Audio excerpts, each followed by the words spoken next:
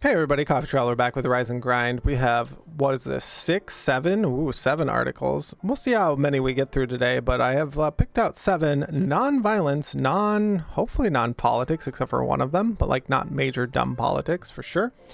The first one, Supreme Court delivers blow to vaccine skeptics. I love this title.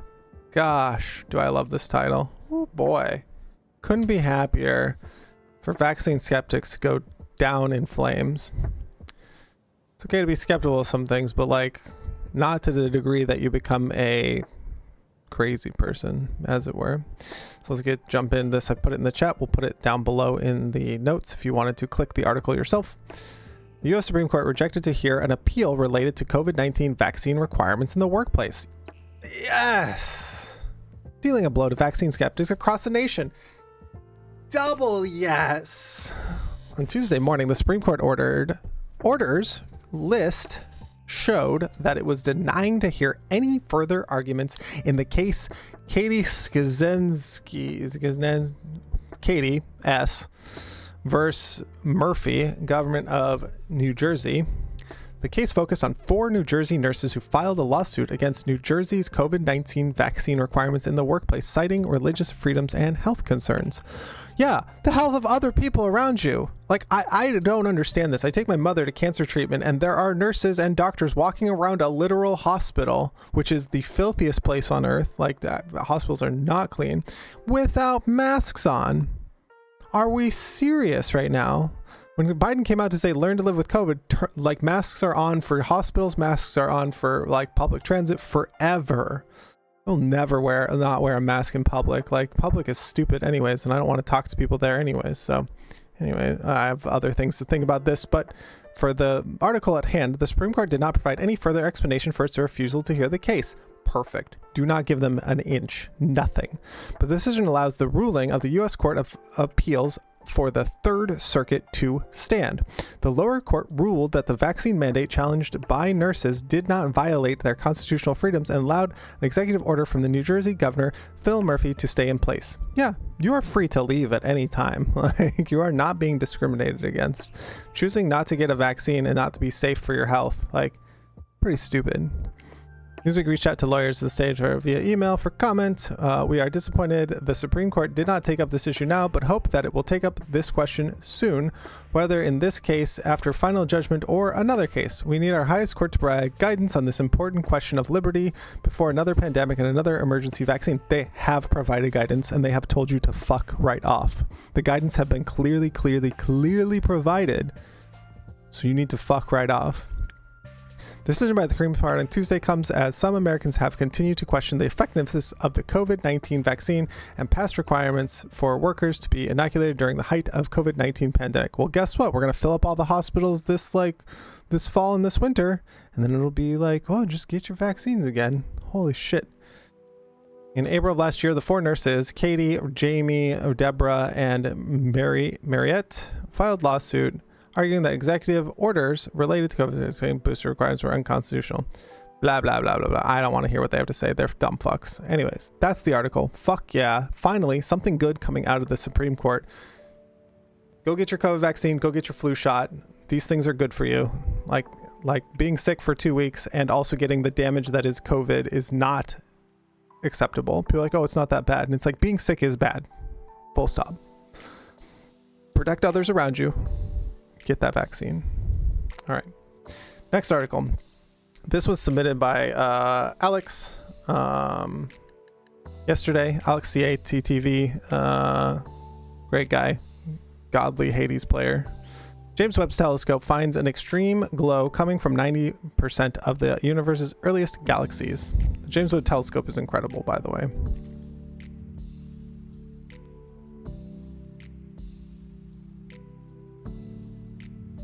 Magic in the chat says, I never got the vaccine. I've been fine. People around me have been fine.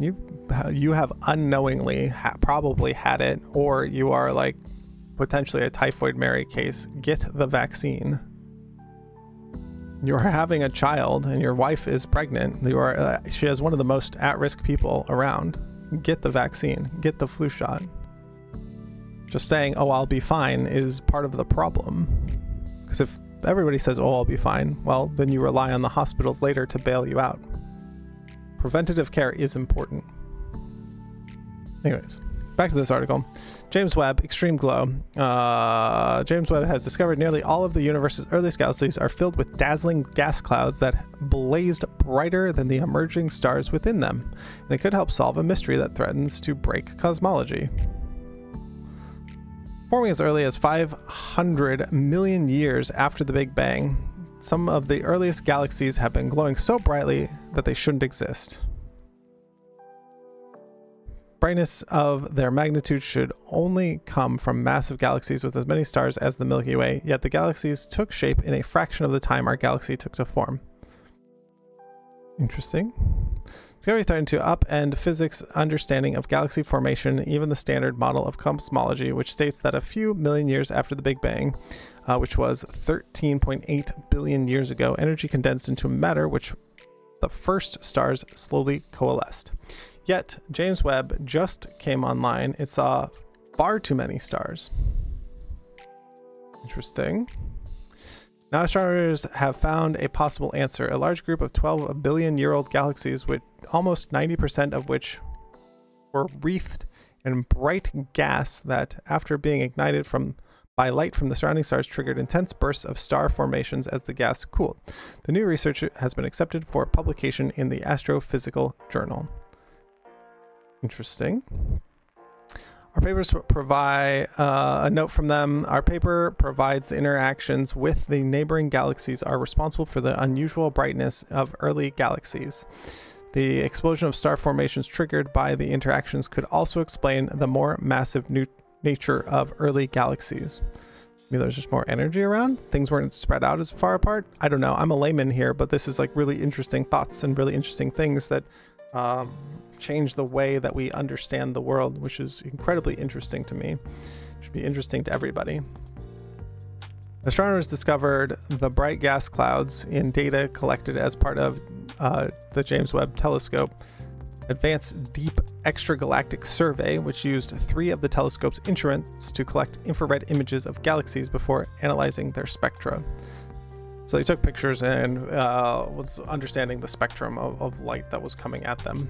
By peering at the frequencies of light the galaxies emitted, the researchers discovered spikes of extreme emission features, a clear sign that the gas was capturing light from nearby stars before re-emitting it.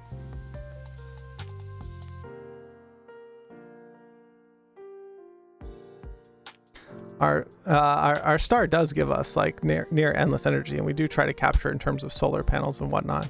This is like really interesting that the gas, like, and then someone goes on to say the gas cannot emit its own light, but the young massive stars emit just the right type of radiation to excite the gas, and the other galaxies have lots of young stars.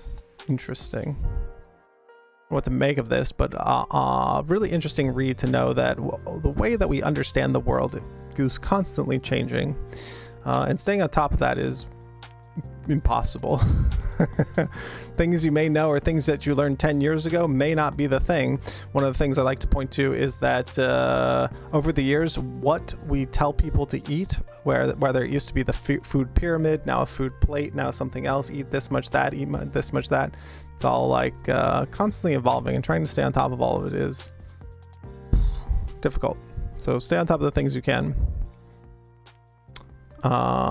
Sweet article. Thank you, Alex, for submitting that article. Appreciate it very, very much. There will always be a planet. There you go, Magic Wins. All right. Here's the next article. Nepal bans TikTok and tightens control over all social media platforms. As a content creator myself and looking at TikTok, it is an interesting app that has interesting implications and other things. Has been banned by like many government agencies and around the world and in many places because it is owned by China. So, and China has come out and said, yeah, we don't really care about what we do with your data. We're going to do whatever we want. So it's an awkward app. I do not like it, but let's see what this article has to say. When the Nepali government announced in a cabinet meeting Monday that TikTok would be banned to the country's 2.2 million users to protect social harmony. Interesting. The sweeping move comes just days after authorities issued a directive tightening content regulation on all social media sites. The ban comes in response to public claims that TikTok encourages hate speech, according to authorities. The country's Minister for Communications and Information Technology said at the cabinet's meeting that TikTok was disrupting our social harmony, family structure, and family relations. Well, one of the things that's come out of TikTok is the TikTok trends where people do horrible things to other people. So that's pretty bad. Like, this article has yet to mention that it's like kind of horrific in its data collection and other things. So, but that's like the modern world we live in, that all data is just gone forever. They're leveraging all this data against us and whatnot. Anyways, the Nepali government said that it has reached out to TikTok multiple times, but the company declined to address their concerns about content. They suggest banning the entire app since scrubbing offending videos individually would be too tricky. I mean, Google is able to operate. I think Google is still able to operate out of China, or maybe they're banned from China. Anyways, like, companies are still able to operate in China by scrubbing out certain things, so it's not that hard. Authorities said on Monday that the ban was immediate. It is unclear when users will lose their access to the platform. Some internet service providers already cut access to the app, while others would do it soon, the chairman of the Nepal Telecommunications Authority told Reuters on Monday. Yeah, actually implementing the ban is like difficult, but necessary. All social media companies are also mandated to open liaison offices in Nepal so that they can better address public concerns and remove offending content. Tech giants like Facebook, Twitter, Instagram, which all now have set up offices or appoint representatives in Nepal, are also required to register with the Ministry of Information and Communication Technology or face a shutdown like TikTok. So, with TikTok being shut down, these other companies probably are seeing a huge, hey, global warming. What's good? Subscribing during Rise and Grind. Appreciate you. Appreciate that very, very much. How you doing? Let me know. Warms my heart to have people support me like that. Let me finish up these articles. We can chat about it afterwards as well too. Subscribing for Majesty. Ooh, that's such a good game. If you know, you know, right? We're gonna play it at some point. The original auto battler called Majesty. So yeah, this is an interesting ban. TikTok, terrifying app. I don't know. Let me know what you think in the comments. Let me know what you think in the Twitch chat. We'll move on to the next one. Here's the next one in chat. Oh, whoops, I need to save these for later. This one. Yeah, boo, TikTok bad. We all knew. Korea's meteorological... Let's start over. Woo. Korea's Meteorological Institute triumphs with game-changing spectrograph for world's largest telescope. We're doing a lot of space recently. At least we can look out at the stars and go, huh, neat. Like, stars, neat. Not a lot of violence out in space yet. So I gathered a bunch of news articles about these things. So they have the Korea Astronomy of Space Science Institute, KASI, announced, or however they pronounce it, I'm not sure, but I'm going to pronounce it KASI, announced on the 9th that it had successfully developed and conducted the first observations of immersion G-rated infrared, my God, science terms are they get me, spectrograph. The IGRINS-2. Oh yeah, that's way better. Abbreviation is not better. An infrared high dispersion spectrograph for the world's class Gemini Observatory.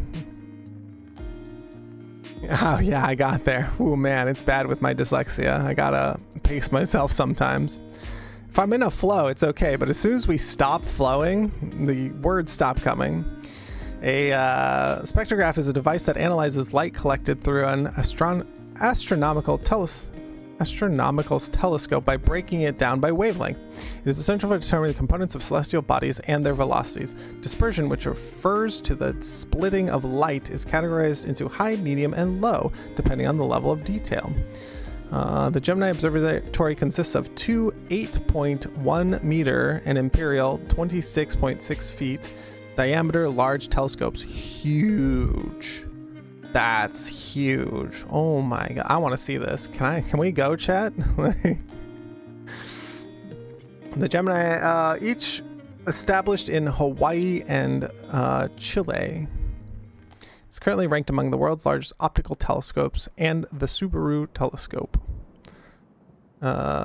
So interesting. They go on to talk more about spectrograph and what they do about this. Feel free to click on the article, but I thought I would bring this up that we have a brand new giant telescope being produced in the world. Absolutely awesome. I love to hear that these things are happening. In terms of other technology that's being created, I wanted to read about apparently putting what's called ultra white ceramic on top of buildings is good for it, for cooling.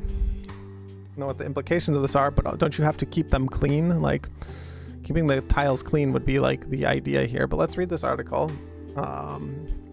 Ultra white ceramic cools buildings with record high 99.6 reflectivity as soon as they are installed. If you install them with greasy hands or anything, or it rains on them a couple times, leaves blow around, how do you keep them clean? That's my thought. Anyway, scientists in Hong Kong have demonstrated the new ultra-white ceramic material that can drastically cool buildings by reflecting sunlight and heat at record highs. The beetle-inspired materials gets stability from its nanostructure, stays tough to the elements, and should be relatively easy to scale up for production. Ceramics don't hold on to dirt. Rain will probably wash it off. Oh, thanks. Depends on the glaze and the other things on it, I guess, and if it gets damaged, right? Like if the glaze on it gets damaged. Not sure. Sounds cool. It sounds cool though. Ha ha ha, cool. When our homes get too hot, the first solution, people, it's crank up the air conditioning. May be effective, but it's not very energy efficient, as heating and cooling buildings accounts for a huge percentage of energy costs. Yeah, there's that, and producing food. Like, those are our two biggest costs. So scientists are investigating ways to passively manage interior temperatures, and one of the simplest is just paint buildings and rooftops white to get started. Basic physics dictates that lighter colors absorb less than dark ones and therefore remain cooler. In recent years, new ultra-white paints have been developed to reflect over 95% of the sun that hits them, doing a decent job of cooling buildings, but these coatings have their issues, including durability. It's hydrophobic. Yeah, it has a glaze that's hydrophobic on it. I have seen those. Have you, like, where they spray it down on shoes, the hydrophobic stuff, or clothing? For the new study, they have like an example of it as well too. Oh, it's so cool. The new study, scientists developed a new cooling ceramic material that performs better than others. Rather than just being very white paint, the material gets its high reflectivity from its nanostructure, which effectively scatters most of the entire spectrum of light. Just like a, oh man, I'm gonna ruin this word so bad, Siphochileus beetle. Immediately butchered, just like this beetle, which inspired it. That's awesome. So looking to what nature has already like done in terms of survivability in, I assume this beetle can survive in the Sahara or something. I've not clicked on it or looked into it, but we'll click on it later. This results in a solar reflectivity of 99.6%, which is a record high, along with the infrared thermal emission of 96.5%. Wow. If we can just put all this on houses. One of the things of ceramic, I don't know if it's heavier than wood, or like what is the weight of this, because like buildings do need to support the weight of this. But one of the things is you could revolutionize how shelters are even built if you could just build a giant dome of this. You could change how things are built, and that could be like pretty interesting as well too. If you have comments, questions, or concerns about this, put it in the comments below or in Twitch chat. We're gonna move on to the next one. This final one is a little bit of politics, and that's fine. We do some politics around here, but I hope this is not about violence. Let's put this into chat. This will be our last article. I'm not quite done with my coffee, but we are getting lower on it.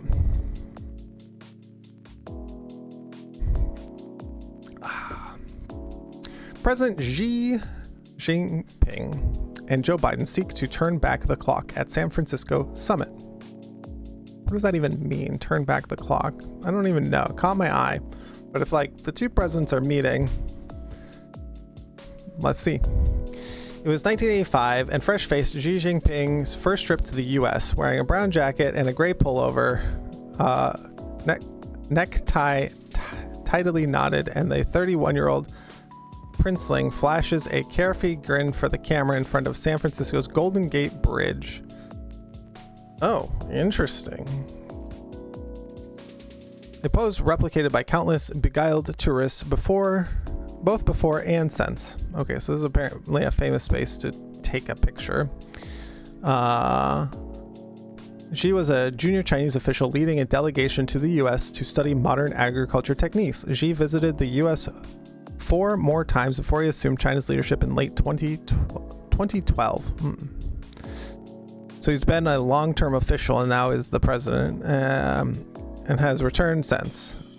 Returned 4 times since. Most recently sharing chocolate cake with former President Donald Trump at Mar-a-Lago in 2017. At that meeting, Trump hailed the great chemistry between the leaders and foresaw lots of very potentially bad problems will be going away. As predictions go, it wasn't one of Trump's best, and relations between the world's top 2 economies have spiraled in 6 years since. Changing that trajectory will be top of the agenda when Xi returns to San Francisco on Tuesday for Asia-Pacific Economic Cooperation Summit, APEC, which is a bilateral meeting with President Joe Biden set for Wednesday. The 2 heads of state will have an in-depth communication on strategic, general, and directional issues concerning China and U.S. relations, as well as major issues concerning global peace and development. Interesting. So we're gonna try to unravel like some of the nonsense that came out of the Trump administration. The stakes are high for both sides. The moderate thaw achieved following a summit between Xi and Biden in Bali last November returned to deep freeze by February when the U.S. shot down an alleged Chinese spy balloon. I remember that. Today, Washington has blocked the sale of high-tech components to China, which is not good for China. Like China, probably not good for China, but I believe they are ITAR bound. We'll see. As in terms of what that block is. And things can't be produced in China as well too. Ramped up arms sales to Taiwan and backed the Philippines over fresh skirmishes with the People's Liberation Army in the South China Sea. Meanwhile, China's economy is mired in severe downturn. The youth unemployment is 46.5%. Whoa! AKA repair damage. Russian Huawei as an example. Yeah. I think they made all the components like ITAR bound, or you have to like make it here and then export it, but you can only export so much stuff. Like I'm not quite sure, and we can look that up as a future thing, right? Like what is like ITAR bound? What is these things? What was the block, right? But 46% of your youth is like ooh. While the top trading nation again veered into deflation in October. One measure of foreign direct investment into China fell negative in the third quarter, so nobody's investing in China, and China has its own problems. The story goes on for a little bit more, but this is a good insight into why it's so important to have good relations globally, and globalization is so important. China is like backed themselves into a corner, it sounds like, and they don't have much like leverage as they like are going down in flames. But this is something that like we've seen over the years where they even have giant ghost cities in China where they've just built cities and then abandoned them because they were just keeping jobs going, right? And keeping people busy. I don't know what the right amount is here, but the right amount of this rise and grind is right about now. Appreciate you for being here. Appreciate you for being you. And we'll see you next time. If I could click the button. There we go. All right. Until next time.